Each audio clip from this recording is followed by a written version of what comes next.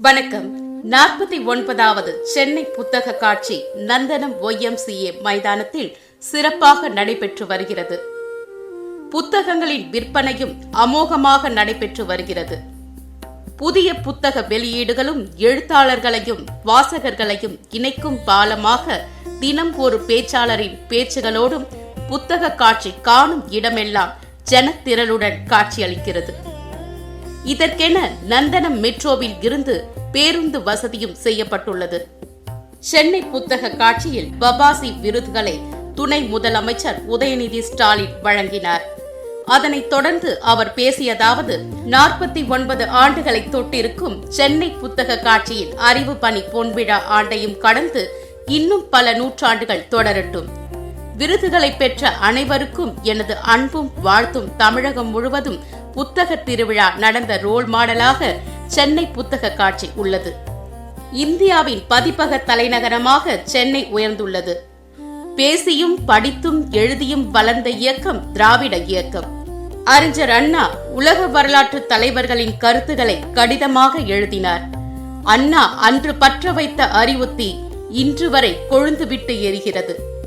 அதனால்தான் தீ பரவட்டும் என்று சொன்னால் இன்றைக்கும் கூட சிலர் பயந்து நடுங்குகிறார்கள். இவ்வாறு அவர் கூறினார். எடிட் மீடியா ஒர்க் சேனலுக்காக சென்னை நந்தனம் YMCA திடல் புத்தக காட்சியிலிருந்து சிறப்பு செய்தியாளர் சக்திவேல் மற்றும் சேவர்தினி ஏழுமலை. கலைஞர் பொற்கிழி பப்பாசி விருதுகளை சில வருடங்கள் நானே இங்க வரை வந்து அளித்திருக்கின்றேன். முதல்ல இந்த ரெண்டு விஷயத்திற்காக இந்த புத்தக காட்சியை நாம் பாராட்டியாக வேண்டும். முதல் காரணம், 49வது வருஷமாக இந்த புக் ஃபேர் புத்தக காட்சி இங்கே சிறப்பாக நடைபெற்றுக் கொண்டிருக்கிறது.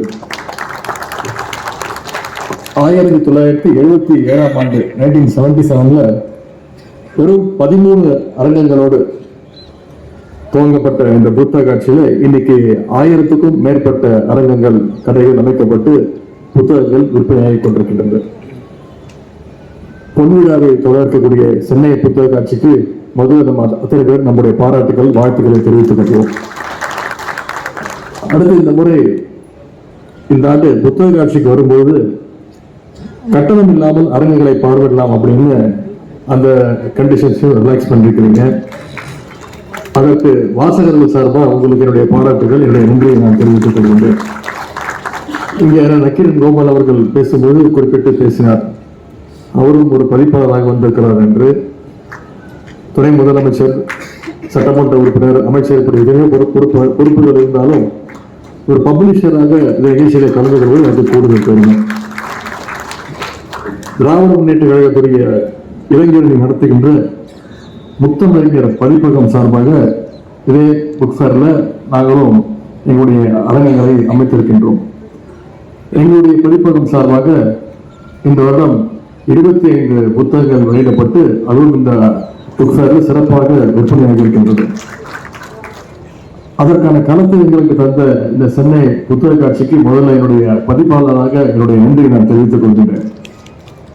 கடந்த நவம்பர் மாதம் இளைஞர்களின் சார்பாக வள்ளூர் கோட்டத்தில் நாங்கள் அறிவு திருவிழா அப்படின்ற ஒரு நிகழ்ச்சியை 8 நாட்களுக்கு நடத்தினோம். அறிவு திருவிழாவை முன்னிட்டு பல கருத்தரங்கங்கள், கலை நிகழ்ச்சிகள் எல்லாம் நடந்தது. அதனுடைய முக்கிய பகுதியாக ஒரு வார காலம் ஒரு புத்தக காட்சியையும் நாங்கள் நடத்தினோம். அந்த புத்தக காட்சிக்கு மிகச்சிறந்த ஒரு வரவேற்பு இருந்தது. அதை பார்த்துவிட்டு தமிழக முதலமைச்சர் அவர்கள் சொன்னார், இனிமேல் வருட வருடம் நீங்க இந்த புத்தக காட்சியை நடத்த வேண்டும், வருட வருடம் அறிவு திருவிழாவை தமிழ்நாடு முழுக்க நடத்த வேண்டும் என்று முதலமைச்சர் அவர்கள், கழக தலைவர் அவர்கள் எங்களுக்கு அறிவுறுத்தியிருந்தார். அந்த அளவுக்கு அறிவு திருவிழாவை நாங்கள் சிறப்பாக நடத்தியிருந்தோம்னா அதுக்கு எங்களுக்கு ரோல் மாடலாக, இன்ஸ்பிரேஷனாக இருந்தது இந்த சென்னை புத்தக காட்சி என்று சொன்னால் அது மிகையாகாது. ஆகவே அந்த நன்றி உணர்வோடு இன்றைக்கு இந்த நிகழ்ச்சியில் நான் கலந்து கொண்டிருக்கின்றேன். இன்னைக்கு இந்த புத்தக காட்சியை பார்க்கும்போது, மக்கள் எல்லாம் அதை பற்றி பேசும்போது, தொலைக்காட்சியில் பார்க்கும்போது, செய்தித்தாளில் பார்க்கும்போது மிகவும் பெருமையாக இருக்கின்றது, மகிழ்ச்சியாக இருக்கின்றது. ஏன்னா முன்னாடிலாம் சென்னையில விடுமுறைனா எல்லாரும் பீச்சு, மாலு, சினிமா தியேட்டர் அப்படின்னு அங்க மட்டும்தான் கூட்டங்கள் கூடும். ஆனா இன்னைக்கு இந்த புத்தக காட்சி தொடங்கிடுச்சுன்னா மக்கள் கூட்டம், அதுவும் குடும்பமாக இந்த புத்தக காட்சியை நோக்கி வருகின்றார்கள். தினமும் திருவிழா போல இங்க கூட்டம் கூடுகின்றது.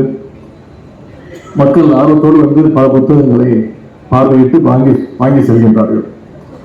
ஒரு பக்கம் நந்தனத்தில் இந்த புத்தக திருவிழாவை நம்முடைய அரசு நடத்துகின்றது. இன்னொரு பக்கம் தமிழ்நாடு அரசு பள்ளிக்கல்வித்துறை அரசின் சார்பாக சென்னை இன்டர்நேஷனல் புக் ஃபேர் அதுவும் நடத்தப்படுகின்றது. நேற்றுதான் முதலமைச்சர் அவர்கள் அந்த நிகழ்ச்சியை கலந்து கொண்டு முடித்திருக்கார்கள். இதையெல்லாம் பார்க்கும்போது இன்னைக்கு சென்னை இந்தியாவுடைய ஒரு பதிப்பக தலைநகர பப்ளிஷிங் கேபிட்டலாக இன்னைக்கு உயர்ந்திருக்கிறது என்று சொன்னால் அது மிகையல்ல. இன்னைக்கு இந்தியாவிலேயே முன்னணி அறிவு சமூகமாக தமிழ் சமூகம் இருக்குன்னா அதற்கு காரணம் நம்முடைய தமிழ் மக்கள் என்னைக்குமே வாசிப்பை கைவிடாமல் இருக்கிறது தான் மிக மிக முக்கியமான ஒரு காரணம். குறிப்பா நம்முடைய திராவிட இயக்கத்தை எடுத்துக்கிட்டா பேசியும் படித்தும் எழுதியும் வளர்ந்த இயக்கம் நம்முடைய திராவிட இயக்கம். தந்தை பெரியார், பேரறிஞர் அண்ணா, டாக்டர் கலைஞர் அவர்கள் தலைவர்கள் மட்டுமல்லாம அந்த இயக்கத்துடைய தொண்டர்கள் வரைக்கும் இதற்கு நடத்தியிருக்கிறாங்க. புத்தகங்களை வெளில கொண்டு வந்திருக்கிறாங்க. ஒரு காலகட்டத்தில் 100க்கும் அதிகமான பத்திரிகைகளை நடத்தியதுதான் நம்முடைய திராவிட இயக்கம். எழுத்தை வெறும் பிரச்சார கருவியாக பயன்படுத்தாம மக்களுக்கான ஒரு பகுத்தறிவை, முற்போக்கு சிந்தனையை கொண்டு போய் சேர்க்கின்ற சேவையாக நம்முடைய திராவிட இயக்க தலைவர்கள் செயல்பட்டு வந்தாங்க. தந்தை பெரியார் அவர்கள் உலகிலே போக்கை மாற்றிய கம்யூனிஸ்ட் அறிக்கையை தமிழில் வெளிக்கொண்டு வந்தார் மொழிபெயர்த்து. அண்ணா அவர்கள் உலக வரலாற்று வீரருடைய தலைவர்களுடைய கருத்துக்களை எல்லாம் தன்னுடைய தம்பிகளுக்கு கடினமாக எழுதினார். அண்ணா அவர்கள் அன்றைக்கு பற்ற வைத்த அந்த தீ அறிவித்து இன்று வரை குழந்தைகளுக்கு எழுதியிருந்தால் மிகையாகாது. அதனால தீ பரவட்டும் என்று சொன்னால் இன்றைக்கு கூட சில பேர் பயந்து நடக்கின்றார்கள். அதே மாதிரி முத்தமிழ் கலைஞர் அவர்கள் எழுதிய நாடகங்களும் இலக்கியங்களும் புத்தகங்களும் தமிழ்நாட்டுக்கு என்று ஒரு தனி அரசியல் பாதையை உருவாக்கியது. அறிவுங்கிறது எப்பவுமே வளர்ந்து கொண்டிருக்கக்கூடிய விஷயம். லேர்னிங் ஹேஸ் நோ லிமிட்ஸ் அப்படின்னு சொல்லுவாங்க. அதனால்தான் திராவிட இயக்கம் எப்பொழுதுமே புத்தகங்களை, எழுத்தாளர்களை, பதிப்பாளர்களை எப்பொழுதுமே கொண்டாடி கொண்டிருக்கக்கூடிய இயக்கம் திராவிட இயக்கம். கலைஞர் அவர்கள் புத்தகங்களுக்கு எந்த அளவுக்கு முக்கியத்துவம் கொடுத்தார்களோ அதே அளவுக்கு எழுத்தாளர்களுக்கும் பதிப்பாளர்களுக்கும் முக்கியத்துவம் கொடுத்து வந்தார் டாக்டர் கலைஞர் அவர்கள். அதனால்தான் தன்னுடைய சொந்த நிதியிலிருந்து 1 கோடி ரூபாயை பபாசிக்கு அவர் அளித்தார். இன்றைக்கு அதன் மூலம் கிடைக்கின்ற அந்த வட்டியிலிருந்து எழுத்தாளர்கள், மொழிபெயர்ப்பாளர்கள், பதிப்பாளர்களுக்கு 1 லட்சம் ரூபாய் கலைஞர் பொற்கிழி விருதும் வழங்கப்படுகின்றது. இந்த ஆண்டுக்கான பொற்கிழி விருதை நம்முடைய முதலமைச்சர் அவர்கள் இதே மேடையில ஒரு வாரத்துக்கு முன்பு அளித்தார். அது மட்டும் நம்முடைய திராவிட மாடல் அரசு இன்றைக்கு வாசிப்பை ஊக்குவிக்கின்ற ஒரு அரசாகவும் தொடர்ந்து பல்வேறு நடவடிக்கைகளை எடுத்து வருகின்றது. தமிழ்நாடு முழுக்க இன்னைக்கு சென்னையில் மட்டும் இல்லாம இன்னைக்கு பல்வேறு மாவட்டங்கள்ல இதே மாதிரி புக் ஃபேரையும் நம்முடைய அரசு நடத்திட்டு வருது. இந்த சென்னை புத்தக காட்சியை நடத்துவதற்கு நம்முடைய அரசு கிட்டத்தட்ட 75 லட்சம் ரூபாய் ஊக்கத்தொகையும் நம்ம அரசு வழங்கி வருகின்றது.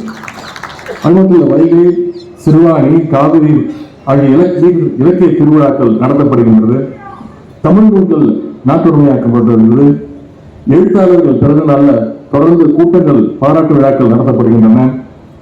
இதழியாளர்களுக்கு கலைஞர் எழுதுகோள் விருது, உலக பல்கலைக்கழகங்களில் செம்பொழி தமிழ் இருக்கைகள், இலக்கிய மாமணி விருதுகள், இப்படி உயரிய விருதுகள் பெற்ற எழுத்தாளர்களுக்கு கனவீனம், இப்படி பல்வேறு திட்டங்களை நம்முடைய அரசு செயல்படுத்தி வருகின்றது. கலைஞர் அவர்கள் அண்ணா நூற்றாண்டை முன்னிட்டு சென்னையில கோட்டுப்புறத்தில் அண்ணா நூற்றாண்டு நூலகத்தை திறந்து வைத்தார். கலைஞர் வழியில நம்முடைய தலைவர் முதலமைச்சர் அவர்கள் மதுரையில கலைஞர் நூற்றாண்டு நூலகத்தை திறந்து வைத்தார். அது மட்டுமல்ல, திருச்சியில காமராசர் அறிவுலகம், கோவையில பெரியார் நூலகம், திருநெல்வேலியில காகிதமில்லத் அறிவுலகம், சேலத்துல பாரதிதாசன் அறிவுலகம், கடலூர்ல அஞ்சலையம்மாள் அறிவுலகம்னு நம்முடைய அரசு பல்வேறு அறிவுலகங்களை, நூலகங்களை திறந்து வைக்கின்றது. திராவிட முன்னேற்ற கழகத்துடைய இளைஞர்களின் சார்பாக கழக தலைவர் முதலமைச்சர் அவர்கள் எங்களுக்கு கொடுத்த பணி, தமிழ்நாட்டில் இருக்கக்கூடிய அனைத்து சட்டமன்றங்களையும் ஒரு நூலகத்தை நீங்கள் அமைக்க வேண்டும் என்று சொன்னார்கள். இன்னைக்கு கிட்டத்தட்ட 120 நூலகங்களை திமுக இளைஞர்கள் தனியாக நடத்தி வருகின்றது. அது மட்டும் என்னுடைய சேப்பாக்கம் திருவள்ளிக்கை தொகுதியில ஒரு நடமாட நூலகத்தையும் அமைத்திருக்கின்றோம். கிட்டத்தட்ட 1000க்கும் மேற்பட்ட மெம்பர்ஸ் இன்னைக்கு அந்த நூலகத்தில் பதிவு செஞ்சு அதை பயன்படுத்திட்டு வராங்க. அதுபோல எனக்கு எங்களுடைய கழக தலைவர் சொன்னது போல பொன்னாடைகள் பூங்கொத்துக்களையால் தவிர்த்துவிட்டு புத்தகங்களை பரிசாக கொடுக்க வேண்டும் அப்படின்னு எனக்கு கட்டளையிட்டு இருக்கிறாங்க. அப்படி வழங்கப்பட்ட புத்தகங்களை இன்னைக்கு தமிழ்நாட்டில் இருக்கக்கூடிய பல்வேறு நூலகங்களுக்கு பரிசாக கொடுக்கின்றோம். ஆகவே வாசிப்பை ஒரு இயக்கமாக ஆக்கிறதுக்கு எங்களால் முடிந்த விஷயங்களை தொடர்ந்து நாங்கள் செய்து வருகின்றோம். வாசிப்புக்கு உறுதுணையாக இருக்கின்ற நண்பர்களுக்கு தான் இந்த விருதுகளை இன்றைக்கு வழங்கியிருக்கின்றோம். சிறந்த பதிப்பாளர், சிறந்த நூலகர், சிறந்த புத்தக விற்பனையாளர், சிறந்த எழுத்தாளர் அப்படின்னு புத்தகங்கள் உருவாகி அது வாசகர்களுக்கு சென்று சேர்ற வரைக்கும் உழைக்கின்ற அனைவருக்கும் இன்றைக்கு இங்கே பாராட்டு கொடுக்கப்பட இருக்கின்றது. இது போன்ற ஆக்கப்பூர்வமான பணிகளை தொடர்ந்து செய்து கொண்டிருக்கக்கூடிய பபாசி நிர்வாகிகள் அத்தனை பேருக்கும் உங்கள் சார்பாக என்னுடைய வாழ்த்துக்களை நான் தெரிவித்துக் கொள்கின்றேன்.